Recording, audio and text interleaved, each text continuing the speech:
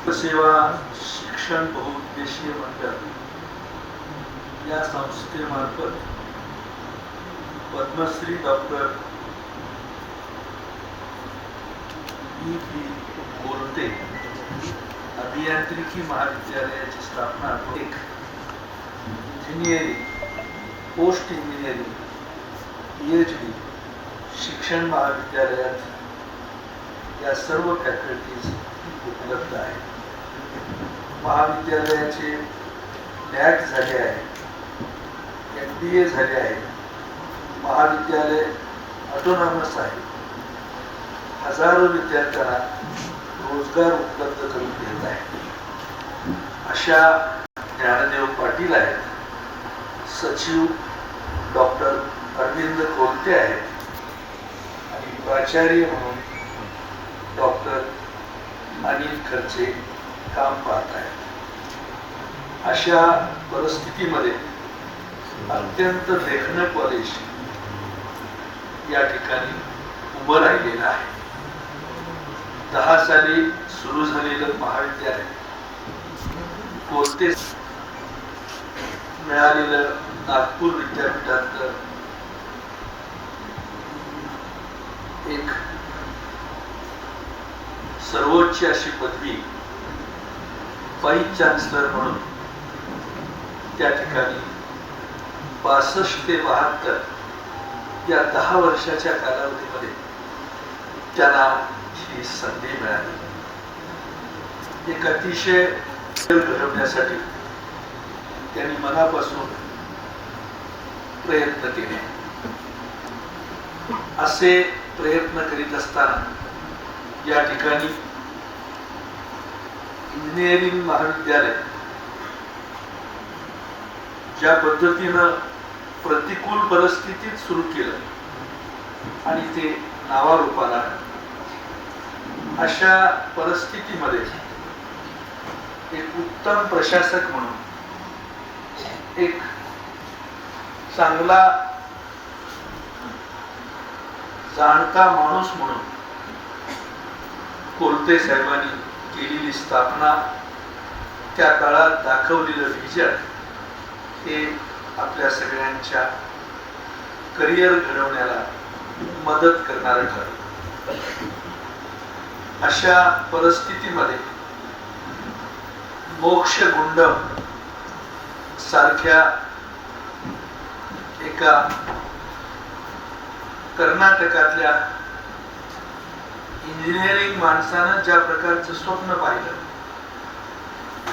आपल्या भागातल्या अनेक मोठ्या प्रकल्पाला त्यांचा हातभार लागला आणि विजन असलेला एक उत्तम जाणता माणूस या सगळ्या कार्यक्रमामध्ये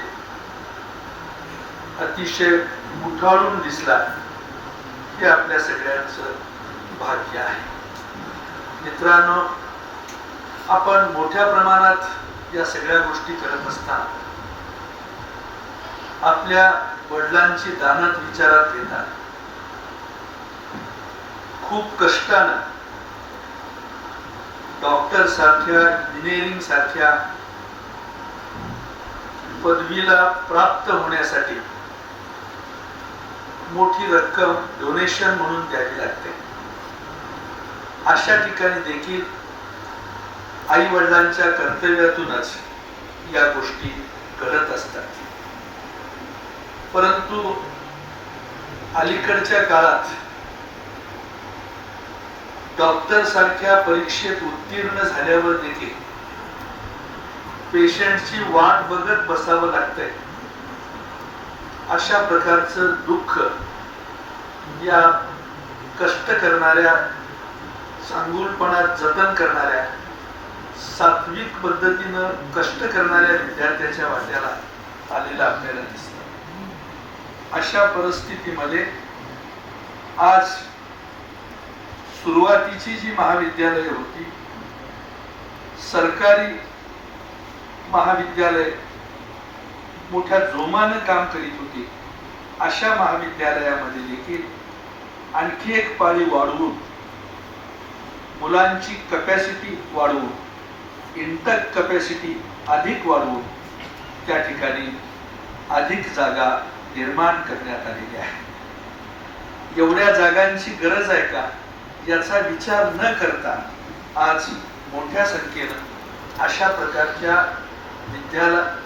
विद्यार्थी संख्येलाही मान्यता देण्यात आलेली आहे. त्यामुळं एका तालुक्यात प्रत्येक वाटेवर दवाखाना टाकून फटाकड्याची दुकानं टाकावीत अशा पद्धतीनं या नव्या व्यवसायाला पोरांनी सुरुवात केलेली आहे. परंतु पेशंट कसे आणणार, परंतु नवीन अशा प्रकारच्या झालेल्या गरजा किंवा जेवणामध्ये झालेले बदल, माणसाची बदललेली जीवनशैली यामुळं त्या ठिकाणी प्रत्येकाला काम मिळतंय आणि तो व्यवस्थितरित्या त्या ठिकाणी राबताना आपली फॅकल्टी व्यवस्थितरित्या त्या ठिकाणी रुजू करताना तो प्रयत्नशील असतोय. याचबरोबर शहरीकरण म्हणून या ठिकाणी आपण विचार करतोय. शहरामध्ये चालू असलेला दवाखाना किंवा शहरामध्ये चालू असलेल्या विद्यार्थ्यांचं कामाची आणि त्याला मिळणाऱ्या सगळ्या व्यवस्थेची पाहणी केली असता त्याला थोडीशी निरोप लवकर मिळतात.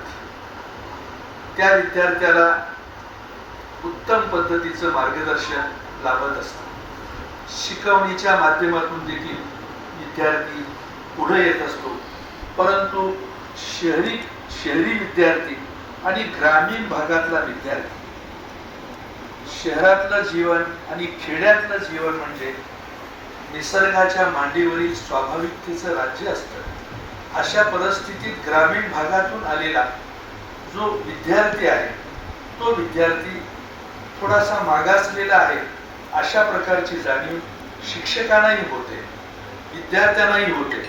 अशा परिस्थितीमध्ये शहरातील आणि शिक्षणाचे बदलते स्वरूप, बदलते रंगरूप जर आपण पाहिले तर त्याच्यामध्येही घडवणारा गुरुजी मुलांना घडवतो अशा प्रकारचा एक वर्ग आहे. पण मुठभर विद्यार्थी त्यांना मर्यादित ठेवून शिक्षक बदल्यांचं राजकारण, जिल्हा परिषदेच्या आवारात फिरणाऱ्या शिक्षकांची गर्दी जर आपण पाहिली तर यामुळं त्या ठिकाणी आलेलं किळसवाणं बोंबळ असं स्वरूप बदल्यांचं राजकारणच राजकारणाची बदली करतं अशा प्रकारचं एक नवं स्वरूप आज सर्व विद्यार्थ्यांच्या समोर, शिक्षकांच्या समोर उभं राहिलेलं आपल्या सगळ्यांना दिसतं. असं असताना साने गुरुजींनी पहिलं पुस्तक धडपडणारी मुलं या पुस्तकाची निर्मिती केली. नादो मानोर आपल्या शेजारच्या पळसदेव सारख्या गावातून त्यांनी उत्तम पद्धतीची काव्याची निर्मिती केली. अशा अनेक मान्यवरांचं जर सगळं रूप आपण पाहिलं तर शिक्षणाचं स्वरूप हे आपल्या समोर आमूलाग्र पद्धतीनं बदललेलं आणि मागणी तसा पुरवठा या पद्धतीनं पुढे येत असलेलं आपल्या सगळ्यांना दिसतंय. डॉक्टर साहेबांनी आपल्या समोर भूमिका मांडली, जी वस्तुस्थिती आहे ती आपल्या समोर ठेवली. हे वास्तव समाजाला परवडणार नाही त्याबद्दलचंही स्वरूप आपल्या भाषणातून त्यांनी व्यक्त केलेलं आहे. तसं पाहिलं तर आम्ही दोघंही एकाच देवळातले पुजारी आहोत. त्यामुळं या सगळ्या कामातून पुढे जाताना, काम करताना, माणसाला माणूस जोडताना, कागदाला कागद जोडताना, प्रस्ताव तयार करताना तो कसा नीटनेटका असला पाहिजे याच्याबद्दलचं आम्हा दोघांचंही लक्ष असतं. याच पद्धतीनं काम करताना आज आम्ही तुमच्या समोर आयुष्याची उत्तरार्ध किंवा पूर्वार्ध असा फार मोठा काळ गेला असताना अशा 70 साठीच्या पुढच्या काळात केलेल्या अनुभवाचं साक्षीदार म्हणून आम्ही आपल्या समोर प्रामाणिकपणाने उभं राहून आपले अनुभव मांडतो आहोत. मित्रांनो, हे सगळं काम करत असताना आपण काळजीनं या ठिकाणी काही नवीन पद्धतीचा विचार करण्याच्यासाठी आपण प्रयत्नशील आहोत. असे प्रयत्न करताना या शिक्षण क्षेत्रामध्ये जे बदल होत आहेत त्याच्यावरही आपल्या सगळ्यांचं लक्ष आहे. अशा परिस्थितीत आज 1200 विद्यालय, प्राथमिक शाळा, 1200च्या जवळजवळ अशा शाळा एका सहीच्या फटकाऱ्यात बंद करण्यात आलेली आहे. पंतोजीच्यासाठी हाती धरली पाटी म्हणून घेतलेली पाटी आज खाली ठेवायची वेळ आली. देशाचा पंतप्रधान जरी वर्गात जायचा झाला तरी न्यायकमीन सर हा विषय, हा अधिकार शिक्षकांचा तोही आता हळूहळू काढून घेणार का, अशाच प्रकारची गणित मांडली जात आहेत. हे अतिशय भयानक आहे. वेदांताचे सिद्धांत मांडून मदांध झालेल्या जात्यांना तुम्ही आवरणार कसं, शिक्षण क्षेत्रात त्यांना बाजूला कसं करणार, याच्याबद्दलची ही चिंता आज आपल्या समोर दिसायला लागते.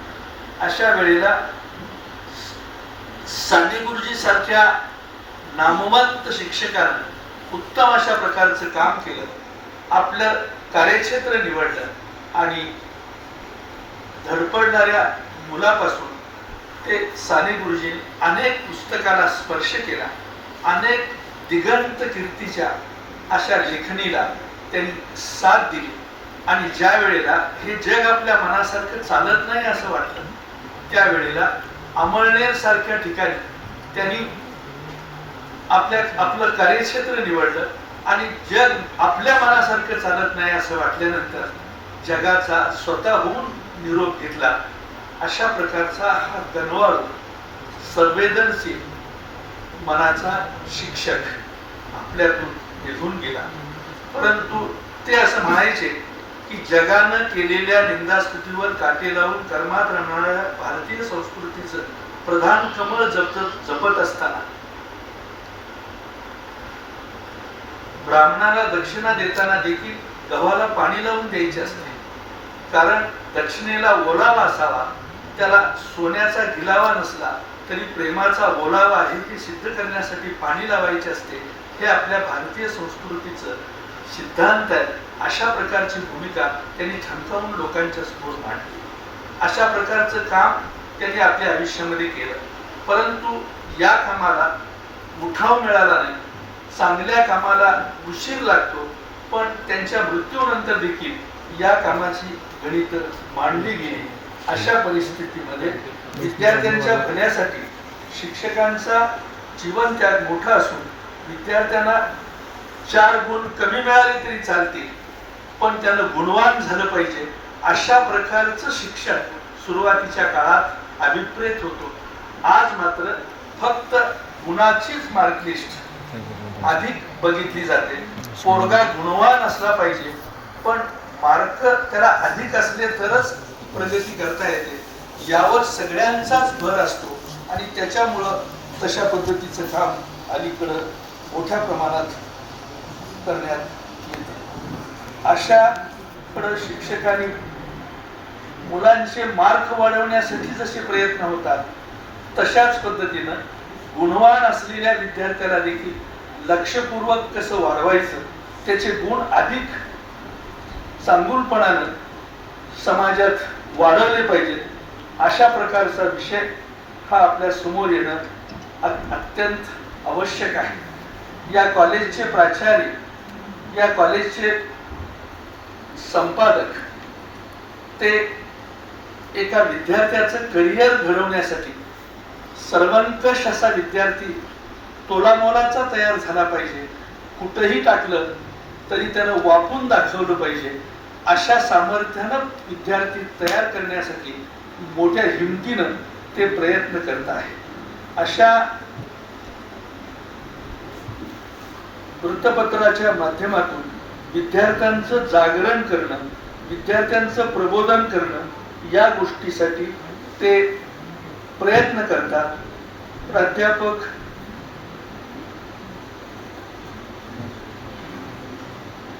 लवंगे सर आणि रमाकांत चौधरी ही मंडळी देखील त्याच्यामध्ये विद्यार्थ्याचं करिअर घडवण्यासाठी साप्ताहिकाच्या निमित्तानं करिअर घडवण्याच्या निमित्तानं प्रयत्न करतात.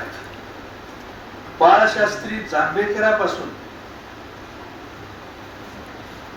मोक्ष गुंडम सारख्या इंजिनिअरिंग विभागाची केलेल्या प्रगतीची सगळी साक्ष आपल्या समोर उभी असताना ह्या सगळ्या मार्गदर्शक तत्वांचा विचार करता विद्यार्थ्याचं करिअर घडवण्यासाठी प्रयत्न करणं सुरू ठेवणं ही काळाची गरज आहे. शाळकरी मुलीच्या भवितव्यासाठी शाळेनं नवनवीन उपक्रम सुरू ठेवलेले आहे. मोठ्या जिद्दीनं 1910 म्हणजे फार मोठा कालावधी झालाय असं नाही, परंतु 10 पासून आज 26 गेल्या 16 वर्षामध्ये या महाविद्यालयाने केलेली प्रगती. पोरगा आपल्याकडे आल्यानंतर जशी एडी बाबळ असते तिला साळून सोडून जर बांधावर आणली ती शहाण्यासारखी वागते. तिला एडी म्हणतात पण ती शहाण्यासारखी वागते. तशाच पद्धतीनं या सगळ्या कामात काम करताना विद्यार्थी घडवताना समाजातून आलेला पोरगा हा घासून पुसून समाजात परत पाठवणं आणि त्याला अधिक ताकदवान करणं ही काळाची गरज आहे. आणि तशा प्रकारची गरज आज तुम्ही मंडळींनी प्राप्त करण्यासाठी या शाळेत येत आहे आणि इथं स्वतःचं करिअर घडवत आहे. असं घडवताना एखाद्या मुलाला एखादी गोष्ट कमी पडते अशी वाटली तर प्राचार्यांना भेटून आपण तशा प्रकारच्या सुविधा उपलब्ध केल्या पाहिजेत. आणि नव्यानं सुरू झालेलं कॉलेज 10 म्हणजे 16 वर्षातलं हे कॉलेज आत्ता कुठं वयात यायला लागलेलं आहे. अशा कॉलेजला अधिक ताकद मिळाली पाहिजे आणि शासनानं देखील अशा प्रकारच्या महाविद्यालयाला मदत करण्याच्या दृष्टीनं थोडासा सगळ हातानं मदत करण्याची भूमिका या निमित्तानं घेतली पाहिजे. तसं घडत नाही. बऱ्याच वेळा शिक्षण क्षेत्रातले विचारवंत असोत किंवा शिक्षण क्षेत्रात काम करणारे अनेक सहकारी असोत, आपल्या खुर्चीवर बसल्यानंतर त्या वेगवेगळ्या प्रकारची भूमिका आपल्या टेबलावरून मांडत असतात आणि ती लोकांच्या पर्यंत जाण्यासाठी शिक्षण खात्याचा सचिव असो, शिक्षण खात्याचा मंत्री असो, या पद्धतीचं काम करीत असतात. परंतु ते गेले की त्याच्यानंतर ती फाईल बंद होते. तसं न होता त्याच्या पुढेही त्या फाईलचा उपक्रम चालू ठेवण्याबद्दलची भूमिका त्या ठिकाणी घेतली पाहिजे अशी माझी प्रामाणिक त्याबद्दलची मतप्रणाली आहे. अशा सगळ्या कामात आज आम्ही बिघडलो तुम्ही बिघडा ना, आम्ही बिघडलो तुम्ही बिघडा ना, अशा प्रकारचा दावा करताना आम्ही शिक्षण क्षेत्रामध्ये वागत असताना आम्ही किती व्यवस्थितरित्या ज्ञानकण जपून ठेवण्याचा प्रयत्न केलाय. मिळालेला प्रत्येक शिक्षकाचा शब्दामृत हा टीप कागदानं जतन केलाय. अशा प्रकारचं काम आपल्या आयुष्यामध्ये घडावं अशी अपेक्षा आहे. आपण काम करताना आपल्याला वाटतं की काही ठिकाणी आपल्याला ऐकलं जात नाही, आपल्याला विचारलं जात नाही. गाण्यास माझ्या भाव आहे, परंतु प्राणास झोंबणारे गाणे आज महाग आहे. गाणं हे चांगलं आहे.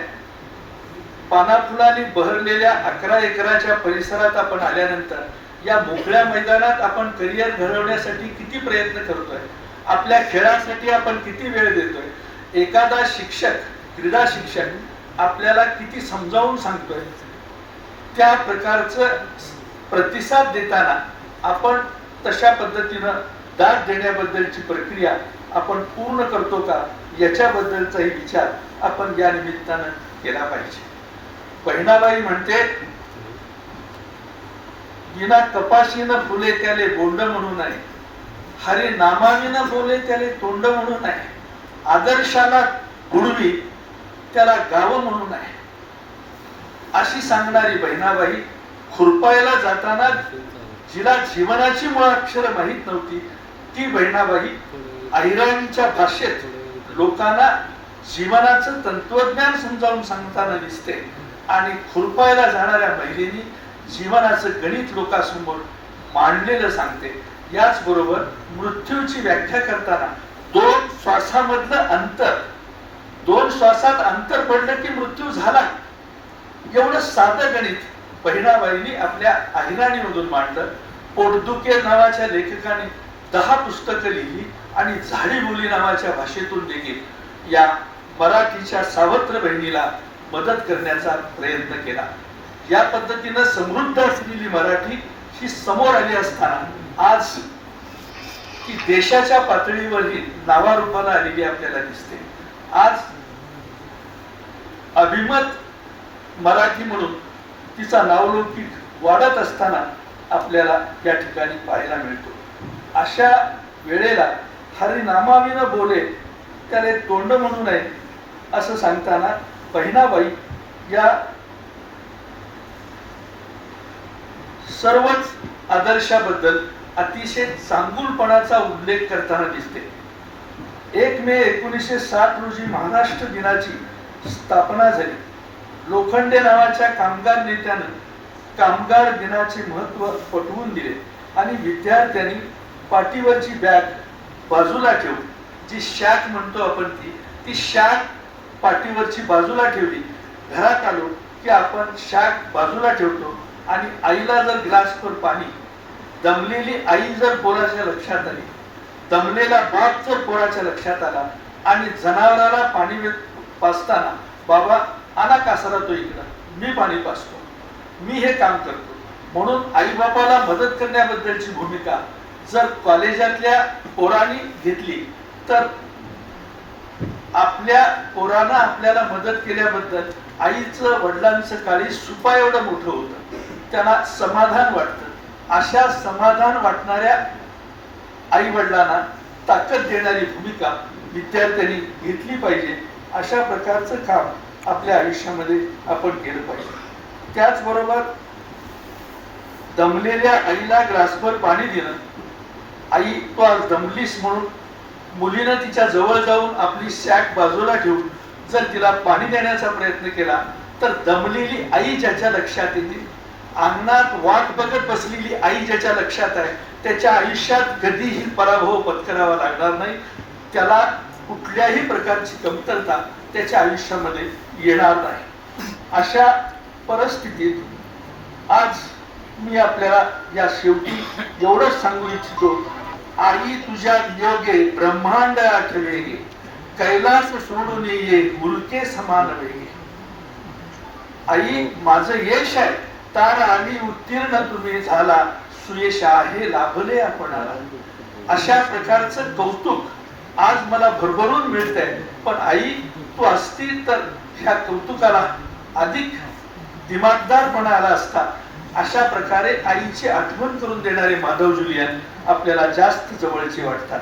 म्हणूनच याच पद्धतीनं संत तुकडोजी महाराज यांनी विदर्भाच्या मातीला नवा रंग दिला. विदर्भाच्या मातीला खऱ्या अर्थानं उत्तम पद्धतीचा प्रतिसाद दिला. राष्ट्रीय संत म्हणून राजेंद्र प्रसादाने त्यांचा उल्लेख केला आणि त्यानंतर त्यांना राष्ट्रसंत तुकडोजी महाराज म्हणून ही पदवी नामाभिधान करण्यात आली. अशा पद्धतीनं काम करणारी ही माणसं सोन्यासारखी डोंगरा एवढी मोठी होती. त्यांच्या संत महात्म्याच्या ताकदीवर उस डोंगापरी रस नव्हे डोंगा, हे आत्मविश्वासाने सांगणारे चोखोबा, किंवा ज्या लोकांनी भाकरी करायला तवा मिळू दिला नाही, भाकरी करण्यासाठी म्हणून चूल मांडू दिली नाही, अशा ठिकाणी देखील उत्तम पद्धतीनं गावाच्या बाहेर राहून देखील त्या ठिकाणी आळंदीला उत्तम प्रकारचं राम नामाचा महिमा सांगण्याचं आणि भावार्थ दीपिका लिहिण्याचा कृतार्थ जीवनाचा आलेख ज्ञानेश्वर माऊलींनी आपल्या आयुष्यामध्ये केला. या सर्वच क्षेत्रात एक उत्तम प्रकारे ज्ञानाची पर्णकुटी बांधण्याबद्दलची भूमिका निश्चितपणानं पुढे आली आणि म्हणून पुन्हा तुकडोजी महाराज म्हणतात, पहारे आणि तिजोऱ्या त्यातूनही होती चोऱ्या, दारास नाही दोऱ्या या झोपडीत माझ्या. का बरं एवढं चांगलं कशाबद्दल ते बोलतायत? ते म्हणतायत, पाहुनी सौख्य माझे देवेंद्र तोही लाजे, शांती सदा विराजे या झोपडीत माझ्या.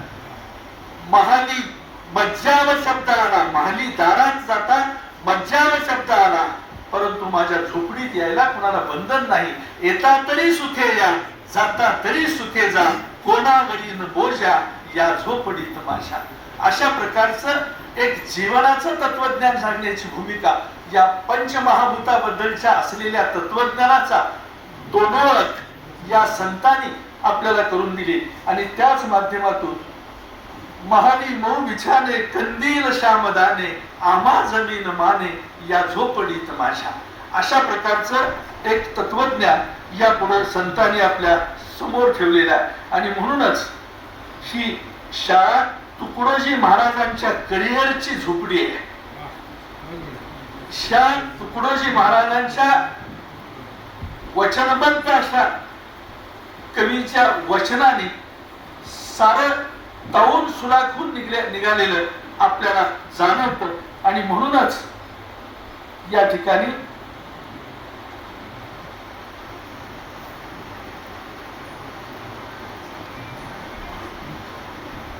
ओक नावाच्या एका नवोदित कवीनं असं म्हटलंय, माये ग माये नको तोडू माझी शाळा.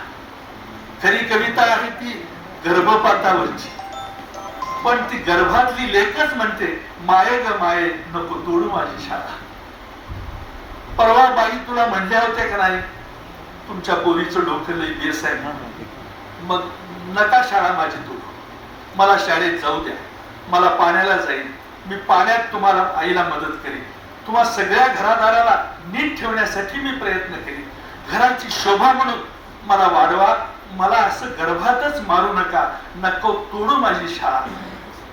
शाळेला जाईल, नदीला जाऊन पाणी आणन, नंबर काढीन पहिला, तोच माझा सोन्याचा गोळा, माये ग माये नको तोडू माझी शाळा.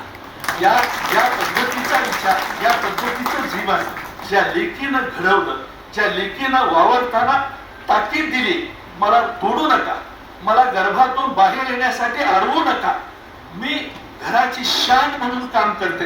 एवढंच नव्हे तर मृत्यूनंतर देखील बापाचं प्रेत साजरं करताना वेशीतूनच ती ओरडत घराकडे येते, सगळं गाव जमा करते. हे सामर्थ्य फक्त लेकीच्या आवाजातच आहे. आणि म्हणून लेक हीच बापाचं प्रेत साजरं करण्याचा अधिकार ज्या लेकीनं आपल्याकडे सराईतपणानं घेतलेला आहे, तेच सामर्थ्य लोकांना देण्यासाठी आपण सगळेजण त्याचा विचार करावा. आणि मातृत्व जतन करण्यासाठी जर आपण प्रयत्न केले तर आज शासनाकडूनही काही नव्या गोष्टी अतिशय उत्तम पद्धतीनं लोकांसमोर मांडल्या जात आहे. 86 हे साल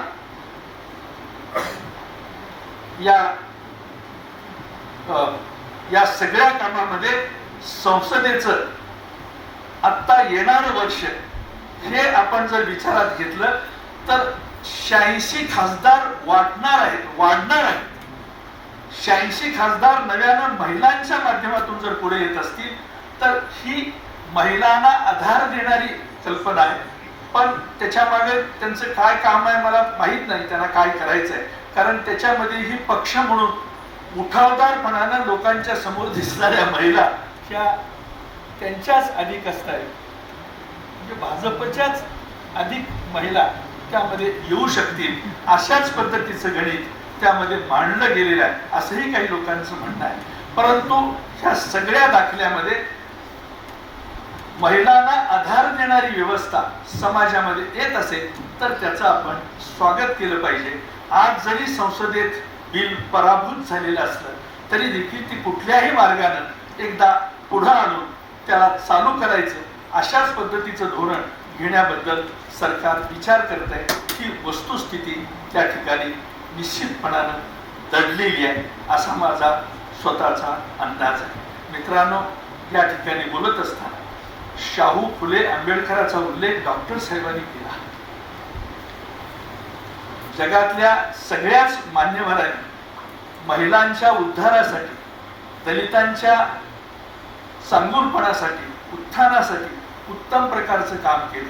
आपल्या गावाच्या जवळ जर कोणाची शेती असेल आणि त्या शेतात जर जनावर गेलं तर काशीत घाल तुझी ती जनावर हकाल देतो असं सहजपणानं माणूस बोलतो आणि उत्स्फूर्त मनानं त्याच्या तोंडातून शिवी बाहेर पडते.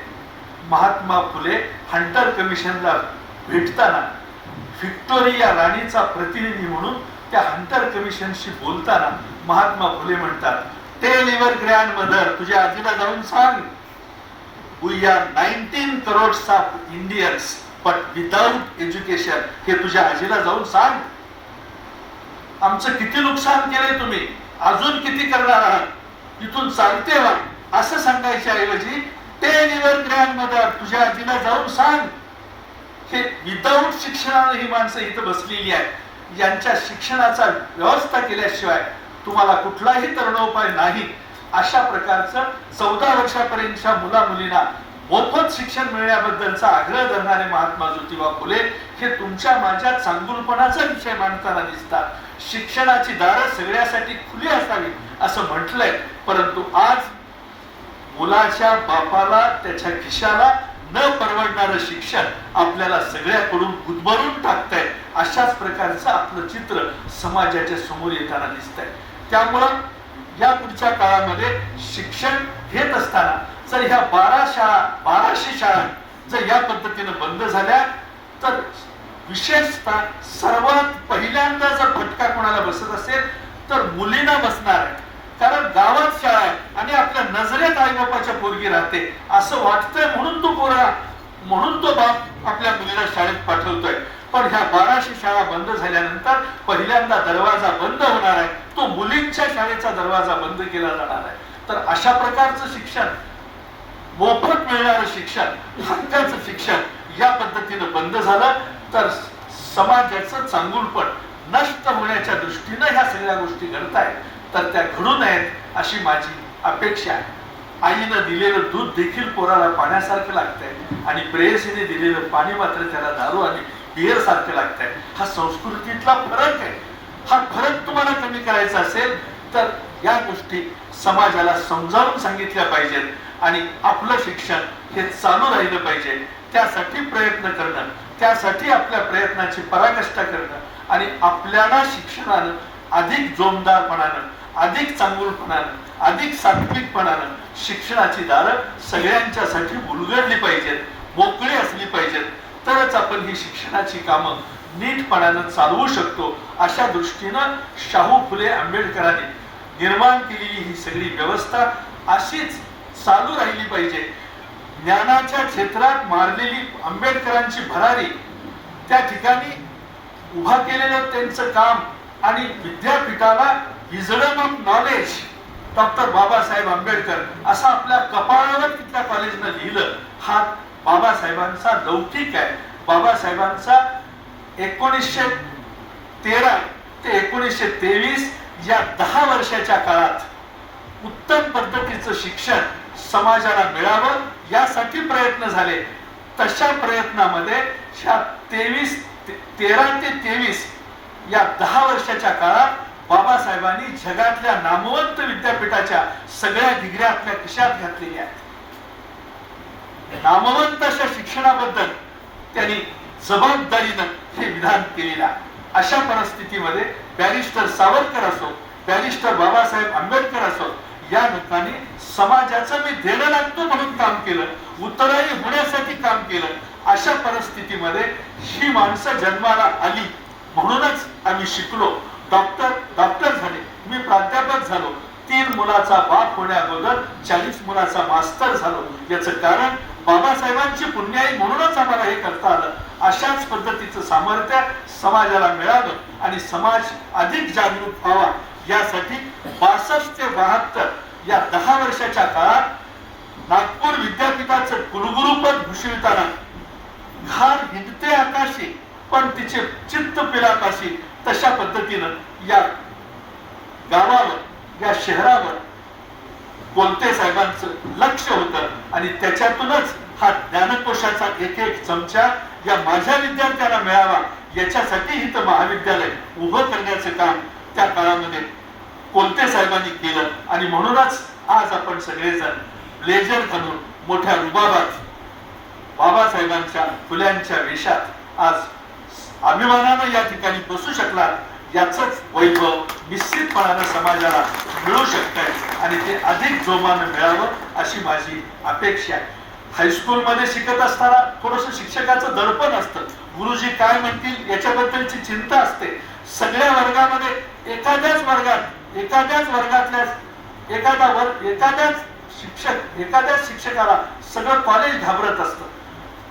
कॉलेजातला शिक्षक असो अगर हायस्कूल मधला शिक्षक असो, दडपण झुगारून मोकळ्या हवेत फिरणारा विद्यार्थी इथं चांगुलपणाचे दाखले गोळा करीत असतो. अशा गोळा करणाऱ्या विद्यार्थ्याला उत्तम पद्धतीचा प्रतिसाद तुमच्या शिक्षकाच्या माध्यमातून, तुमच्या खेळाच्या माध्यमातून अधिकात अधिक असं या मुलांना कर्तृत्व गाजवताना मिळावं अशा प्रकारची अपेक्षा या निमित्तानं आपल्या समोर व्यक्त करतो. आपण शांतपणानं ऐकून घेतलं याबद्दल मी आपल्या सगळ्यांचा अंतःकरणपूर्वक आभार मानतो. आणि आम्हा दोघांना, आणि एकाच देवाचे पुजारी असताना आम्हा दोघांना तुम्ही एकत्र बोलवलं याचंही मला मोठं समाधान आहे. कारण डॉक्टर साहेब हे मितभाषी आहे, कमी बोलतात पण मोजकं कामाचं बोलतात. औषधाचं गुण येणाऱ्या औषधापुरतं ते बोलतात. अशा परिस्थितीत त्यांनी सांगितलेले विचार, त्यांनी मांडलेली भूमिका ही आपल्या सगळ्यांना प्रमाण आहे. आणि अशा प्रकारच्या या सगळ्या औषध कडू असलं तरी गुणकारी असतं, तशाच पद्धतीनं डॉक्टरने दिलेला सल्ला हा गुणकारी म्हणून आपण आत्मसात करावा आणि उत्तम पद्धतीचं शिक्षण घेऊन कुठल्याही क्षेत्रात आपण गेलात तरी आपल्या आयुष्यात आपण यशस्वी व्हावं अशा प्रकारचं काम आपण करून दाखवावं. माळावर टाकून बघा, आम्ही वापरून दाखवू अशा सामर्थ्यानं आपण पुढे जावं अशा प्रकारची अपेक्षा या निमित्तानं व्यक्त करतो. आपण सगळेजण, आता आम्ही माजी आमदार आहोत, अशा वेळेला माझ्यासारख्यानी जास्त लोकांच्या समोर बोलणं योग्य नाही, पण माणसं बघितली की आम्हाला राहत नाही आणि आम्ही बोलत राहतो. परंतु आज आपण सगळे ऐकत बसलात, ऐकलात याबद्दल मला समाधान वाटलं. आणि बोलता बोलता जास्त लोकांचा समुदाय बघितल्यामुळं मी एकादशी नंतर जेवल्यासारखं बोललो आणि जास्त वेळ बोललो आणि आपल्याला ऐकवण्याचा प्रयत्न केला. अशा परिस्थितीत मुलींचं शिक्षण असो, मुलांचं शिक्षण असो, त्याच्यामध्ये आपण निर्धावलेल्या पद्धतीनं आज काम करताय, हे चांगुलपणाचं लक्षण आहे. त्याचबरोबर आज आईचं नाव आपल्या नावानंतर पुढे येत आहे आणि घरातल्या संस्कृतीचं एक दावेदार म्हणून आपल्या नावापुढं आईचं नाव लावलं जात आहे, हे देखील अभिमानाची अशा प्रकारची गोष्ट आहे. आणि अशाच या सगळ्या चांगुलपणाचा आशीर्वाद मातृत्वाच्या निमित्तानं आपल्या सगळ्यांना मिळावा अशा प्रकारची अपेक्षा व्यक्त करतो.